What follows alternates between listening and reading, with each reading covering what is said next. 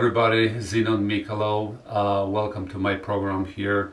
Tim and I will show you today veneer work. I love to work with solid wood, but also it's really rewarding to mix it up, all the type of veneers. This particular piece is already 20 years old. I've been in the business for over 30 years, so I'm quite young, as you see. And I have to apologize for this piece finish because it's already damaged. So wherever you see damage finish, don't blame me.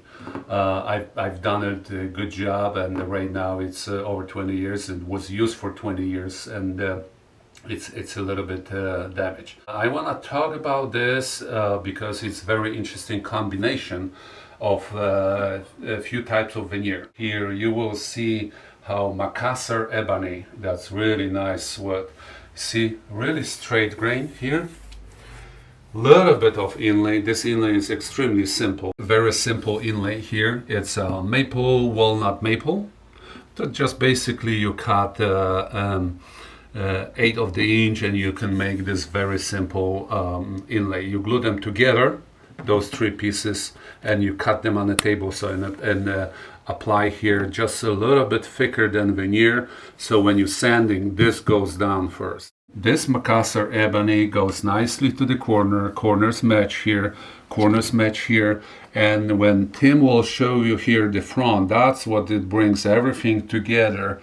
When you have this edge on the front match with wherever it's here on the top, so basically when you cut this piece or you cut side pieces, you plan ahead, you don't waste this. You separate those pieces, you mark them together, and later when you go and return here to the front of the countertop, you just match them perfectly here. So it's a little bit challenging, but pays off.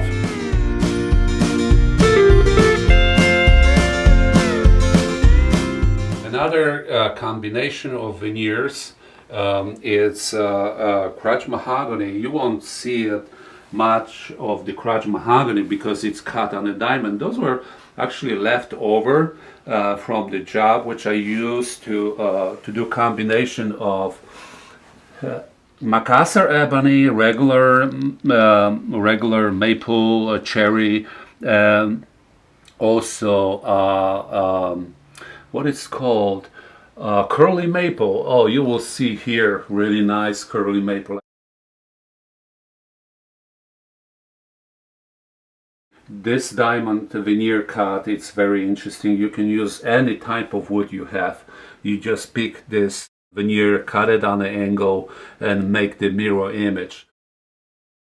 It's a story about this cabinet. When you look at the side, it's a raised panel here, and it's a rotor made inlay.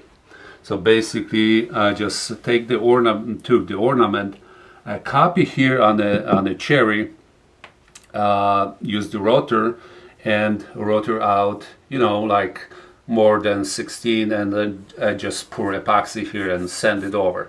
So you have this inlay completely different than the inlay made here. I've done many inlay furniture, but I will show you later. One of this inlay kitchen was printed in a Chicago Home and Garden magazine about 2000, in the winter 2000. We'll show you pictures later when you follow us. But this particular cabinet, I made mistake, and it was supposed to be top of the bookcase for client in Naperville. Back when I was living not in California but in Illinois, and I made a mistake. I made this top piece too short. So basically it was sitting in my basement for about few years before I decided to do something with it.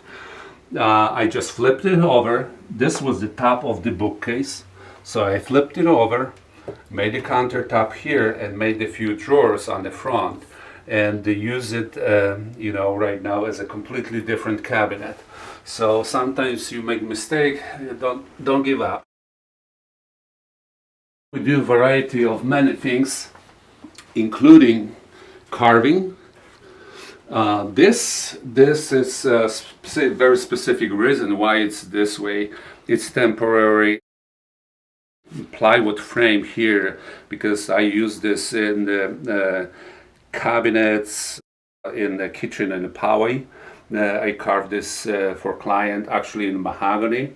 This was, if I remember correctly, this was carved in walnut, but the kitchen which I was doing, the corners of the kitchen were done in mahogany.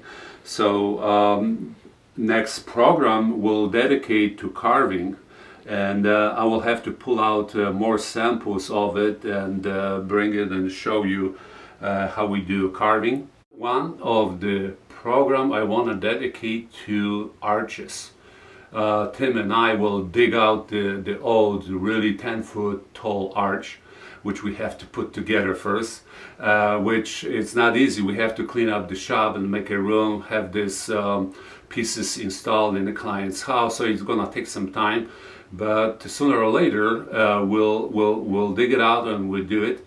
And it's very interesting combination of once it's a quarter-sawn white oak, second it's carved elements and the Tudor arch. Those triangles are oak leaves carving by hand, and of course all the trim work, all those curved elements are really interesting to see how deep 5-6 quarter material was used to to shape this type of arches. So stay tuned, and thank you for watching us. I hope I will talk to you again. Thanks.